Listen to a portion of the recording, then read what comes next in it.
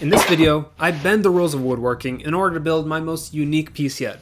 The only problem is that I think I made the woodworking gods angry along the way, and I have proof to show it. Follow along to see exactly what happened. Alright folks, I'm going to be straight up with you. I made two very large mistakes on this build, and one of them was much more painful than the other, which we'll get into later on in the video, but for now we're just going to hop right into the first mistake of this build.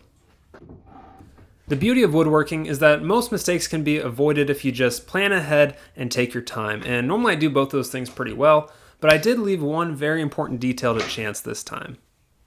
My plan was to build a coffee table with a standout feature in a dyed green tabletop, so I thought that was kind of a fun idea and I was excited to get started, so I went ahead and began building the tabletop before I actually received the green dye in the mail. Without a doubt, this was the most efficient way to do this project, but I made one incredibly large, fatal mistake by incorrectly assuming that you can take plain maple wood, dye it green, and it's going to look anything better than a kid's first attempt at using watercolor paint. I'll leave you to form your own opinions on how these samples looked, but I did a lot of them, and I can confidently say that they do not belong anywhere in anybody's house because they looked actually terrible. With that realization, I completely shifted my plan and started eyeballing the mahogany that I actually bought for an upcoming project. Internet haters and the woodworking gods rarely find common ground, I would say, but in this case scenario, I think they do, because dyeing mahogany green is pretty clearly an act of heresy. I'm typically of the belief that rules in woodworking should kind of just be reserved to safety, Keeping all your fingers intact is a great goal, but I feel like the rules should pretty much stop there.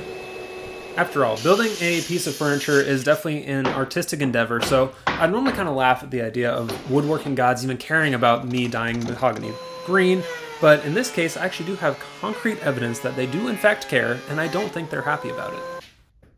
You may think that I'm bluffing in order to get you to watch this video for longer, but I think once you see the facts of the case, you'll tend to agree with me on this one, but we'll touch on that more later on. But as a little teaser, that maple tabletop that we just got done building and setting aside for a later project actually ended up getting totally saturated with water and looking more like a potato chip rather than a tabletop. I've been doing a lot of yapping so far in the video, so let's actually turn our attention back over to the build itself. And with the first mistake out of the way of building a maple tabletop that ultimately was not going to work for this project, I felt pretty good moving forward that we were moving in the right direction, and I decided to use that mistake as an opportunity because the first tabletop was going to be a circle, and that would have been nice, but I started thinking about it a little bit more, and I wanted to add a little bit of more intrigue to this tabletop rather than just dyeing it green. So I actually changed the shape of it from a circle to an ellipse. With the boards all glued up, it was time to move on to actually cutting out the shape of the ellipse. And there's a million different ways to do this, but I decided to do it with a template. And what you're seeing me doing here is actually making that template, and the method is something that I don't honestly fully understand. I saw it on a YouTube video by Stumpy Nubs. Shout out to his channel. He did make some great stuff. But all you do is make this little jig where you do a couple measurements, and I'm sure there's plenty of fancy math behind it, but you're able to draw a perfect ellipse with just a piece of scrap wood and a big framing square. While I could have just marked out the ellipse on the tabletop directly rather than messing with the template, I decided not to do that because it's actually pretty tough to use a jigsaw to get a perfectly cut out shape. So it's a lot easier to cut out this 1/4 inch MDF and to get that perfectly shaped and rounded, and then transfer that onto the tabletop itself. With the shape all marked out, it was actually pretty easy because I no longer have to use my jigsaw to make it perfect. I just have to get close to that line so I can actually use the template to get it perfectly shaped. When I first got into woodworking, I didn't really use templates at all because I frankly didn't really know that it was an option to do it, but more and more I've been using templates in order to elevate my pieces and to get that consistent results. And this is a workflow that you'll actually see me using a lot throughout the course of this build, and it's super valuable. If you haven't started using templates in your own pieces, I would highly recommend it because it honestly will make your life easier and your pieces better. With the tabletop cut down to its final shape, I was actually liking it quite a bit. I think it's looking pretty good, but it's now time to kind of just set that aside and turn my attention over to the base of this coffee table. I've had these scrap pieces of walnut laying around in my shop for a while now, and the reason I held onto them is because they just have such beautiful figure, and you'll be able to see a little bit more later on, and especially once we put the finish on. But that's the whole reason that I actually wanted to build this piece in the first place, because I just wanted a chance to use this wood. At the same time, there wasn't all that much wood to work with, so I went ahead and made a template off camera, which we saw just a second ago, and I placed that onto the boards themselves so I can make sure that I'm going to be getting the proper yield from each piece. When I think of mid-century modern design, I really think of walnut, tapered legs, and abnormal shapes. We've already got the walnut on hand, so that's step one. The next step here is the tapered legs, and to do that I'm using the template that I used a little bit earlier to mark these out, and I'm actually going to use that to create a quick table saw jig in order to cut the consistent taper on each piece. I was a little bit worried about having enough material specifically on that highly figured piece of walnut there that you see right in front of you. That's the main reason that I used a template in this situation, so that I could cut it down to the rough size on the bandsaw and make sure that I was getting the best part of each board. I used to have a dedicated tapering jig, but ultimately more and more I just find myself using these temporary jigs on the table saw just so I can make whatever cut I need in the moment and then dispose of it later on. The unofficial third element of mid-century modern design, at least in my mind, is an abnormal shape, and we've got that here with our ellipse tabletop. It'll definitely look good, but the main drawback with that is that it makes the math just so much more complicated, and I really couldn't tell you how I laid out the base on this tabletop, but somehow it actually did work out in the end. Just don't ask me for a tutorial. To be honest, I could have saved myself realistically hours of work by just making these stretchers a flat piece with no sort of curve or weird angle to it, but I'm a glutton for punishment, and I could not resist just going the extra mile and adding this nice little curve detail because I thought it would look good. So, what you see me doing here is using a template similar to the workflow that I did in the past and cutting out the rough shape on the bandsaw rather than a jigsaw this time. You can kindly reserve any statements you might have about this being a waste of time until the very end because you haven't seen the finished product yet, but I'm going to go ahead and say for my own sanity that this was totally worth it. I'm using a white side template bit to route this shape out, and it's a product I use on basically every project at this point, so if you're interested in that router bit specifically, or any of the other tools I'm using in this build, I'll have them linked down below in the description so you can go ahead and check them out. Every time I design a new piece, there's a concept that kind of just pops into my mind, and I refer to it as the maker's curse. What I mean by that is really just when you're creating something, it gets really easy to overcomplicate it and kind of just lose sight of the goal for the piece. In the case of furniture, that might just be crazy angles, gaudy details, or just wild color combinations. It might be interesting and maybe even impressive to other people who share your appreciation for the craft, but to the average person, it can kind of just get to be a little bit obnoxious. For example, right now I'm making a simple half-lap joint for this coffee table base, and ironically enough, I actually did break it right here, as you can kind of see. Don't worry, I'll fix that later. But if I were to give in to the maker's curse in this situation, I probably would have made that just way more extravagant than it needed to be. The best designs typically show some restraint. They compile a collection of smaller details in order to make an overall beautiful piece. If you're craving a classy design, this coffee table base is going to scratch that itch just perfectly, so go and watch the video through that part of the build, but other than that, you might want to switch to something different, because ultimately I do give in to the maker's curse on this piece. Even though the woodworking gods may not end up agreeing with me, my goal is to actually be able to harness the maker's curse and pair something tasteful and classy with a little bit more obnoxious design. So we'll see if I actually end up achieving that throughout this build. I guess that is up to you, but for now we're going to keep on finishing up this vase. I saved that little splinter of wood that came off earlier when I was routing out the half-lap joint and just re-glued it on in the same spot, and as you'll see in a little bit here, it'll actually end up almost disappearing entirely. This was my first sneak peek at the base, and I'm actually really liking how it's turning out, but we still need to add the joinery for the two pieces. If you're looking for a cheap hobby, woodworking is probably not your best choice.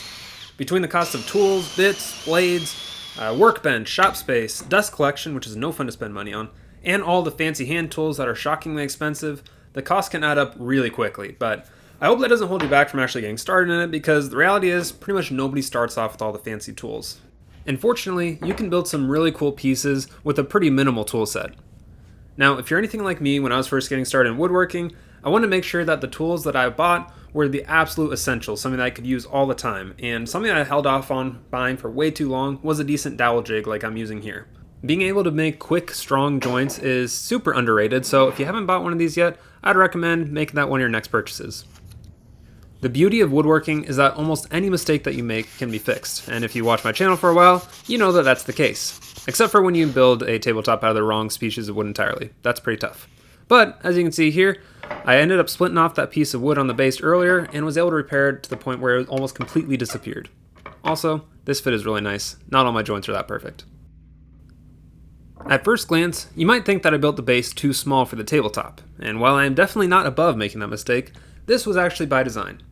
I knew the green tabletop was going to be the most eye-catching aspect of this build, but I didn't want the base to be totally overlooked and forgotten about. So my solution to that is have the legs come up past the sides of the top, kind of similar to a parson's table design. I figured it'd help this piece be less one-dimensional, but it actually turned out way better than I thought, and ended up being one of my favorite features. After using the placement of the tabletop to mark out my cut lines, I ended up using a handsaw and my flush cut saw here in order to be able to cut out the excess material.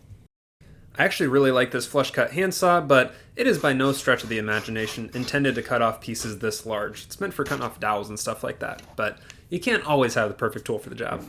And to be fair, it worked out.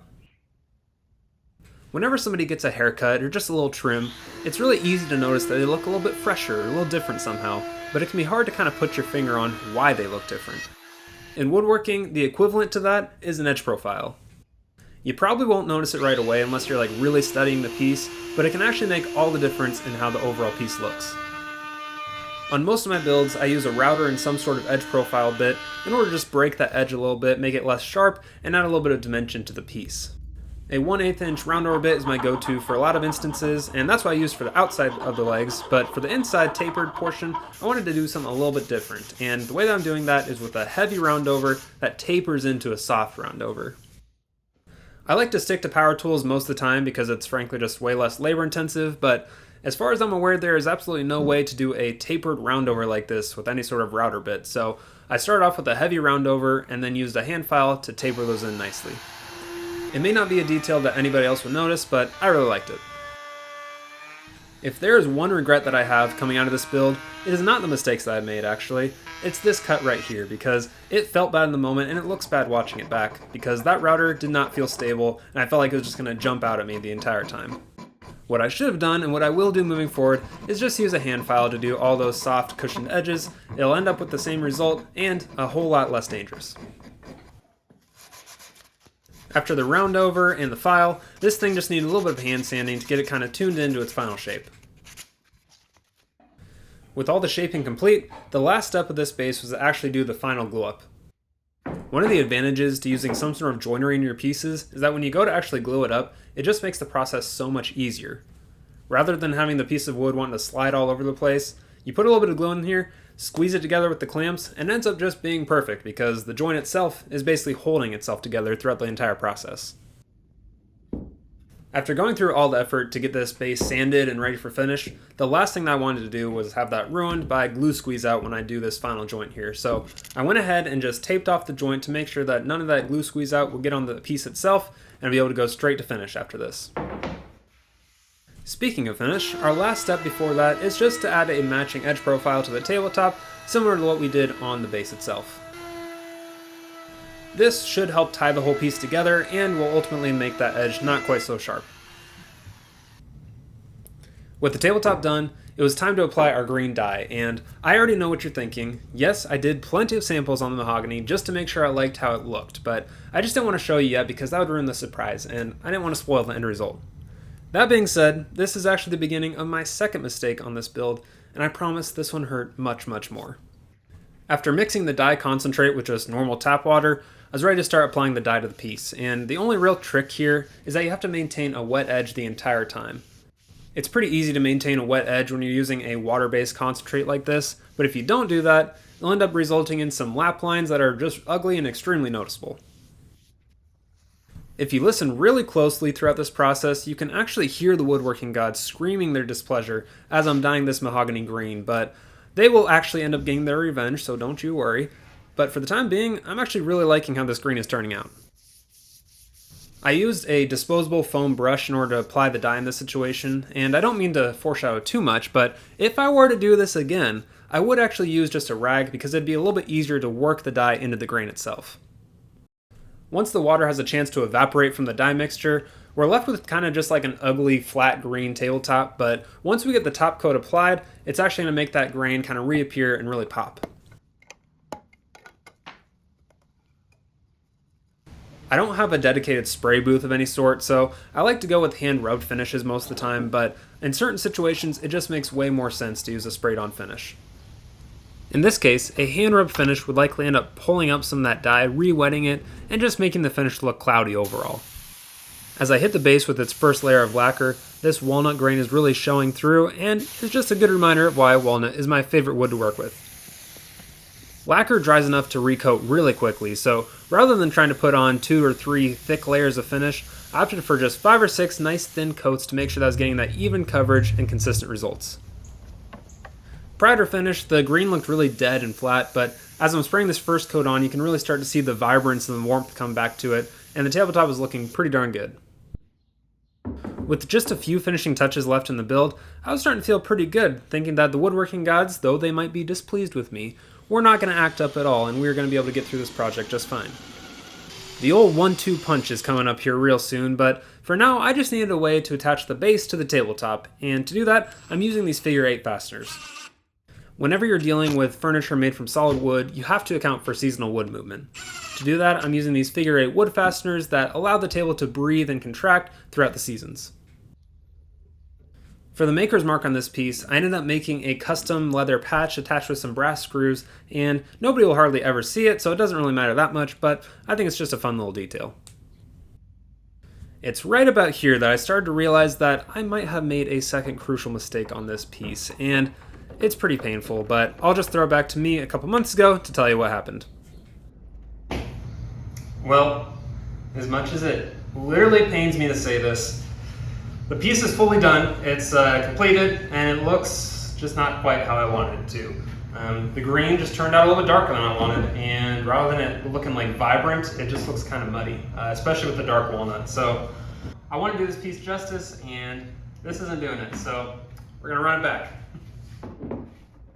I did several samples to make sure that I had my dye mixture correct, but somehow it just ended up much darker, and I didn't want to acknowledge it as I was going through the finishing process, but it just looked too dark and it wasn't achieving the vision that I had for this piece, so I knew that I had to redo it.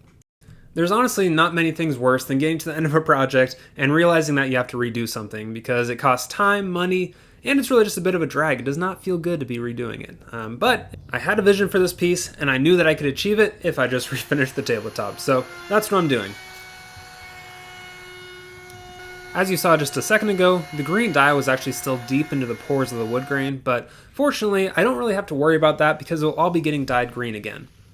To be honest with you, I have no idea how this happened still. I did multiple samples on different pieces of wood, but apparently the wood of the tabletop responded differently than the samples I did, or I just messed something up along the way. But either way, it's a big bummer, but that's just the reality of trying new techniques.